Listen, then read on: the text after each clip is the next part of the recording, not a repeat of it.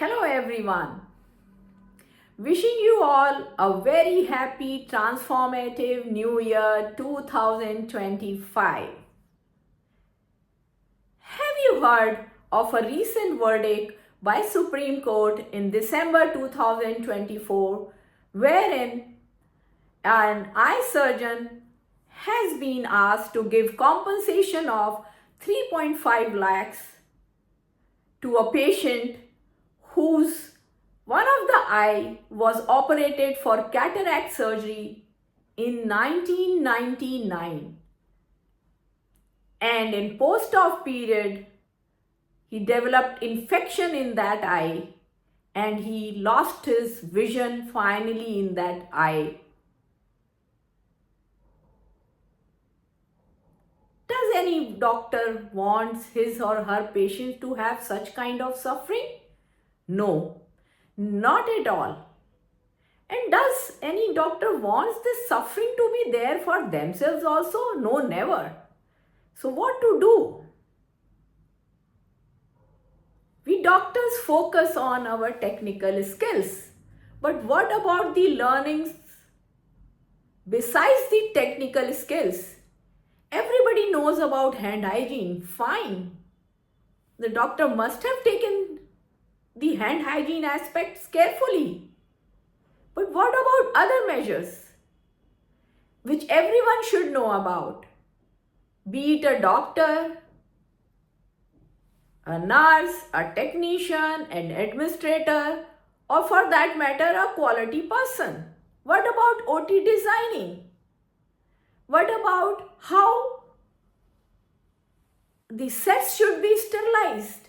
What are their tracking measures to know whether the sets are properly sterilized? How the draping are done? How the solutions are kept? What about even how the anesthesia drugs are prepared? How the anesthesia trolleys are kept? How the medications are kept? Everything is relevant in preventing surgical site infection, or for that matter, healthcare associated infection, all other healthcare associated infection. What? Just imagine the pain and suffering which has occurred all over these 25 years for the patient as well as for the doctors. Whether the doctor operates in her own clinic or the doctor operates in a hospital. In a hospital,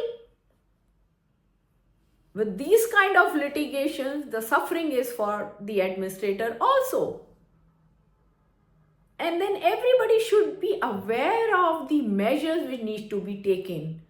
We talk about the quality department, but are they really aware about what is to be done in actual sense in the OT to prevent the infection? Maybe superficially, or maybe some of the people know, but not everybody knows it in depth.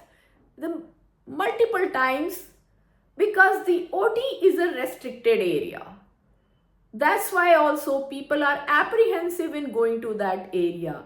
But what about knowing things, the process systems for the tracking of infection control measures on a routine basis? So why not have these measures in place and be mindful besides having our own technical skills? So do join hand with me. I am holding a webinar on safe practices in OT on 6th February 2025, which is Thursday at 4 p.m. An ebook is also being given to those who opt for it. This is optional. So let us join hands. The webinar is for all surgeons, the nurses, technicians, administrators, as we are going to talk about the OT designing, the infection control measures, and specifically with PPE also. the green anesthesia, and the WHO surgical safety checklist. So do join hands with me and have safer systems and alleviate these kind of pain and suffering for your patients as well as for yourself.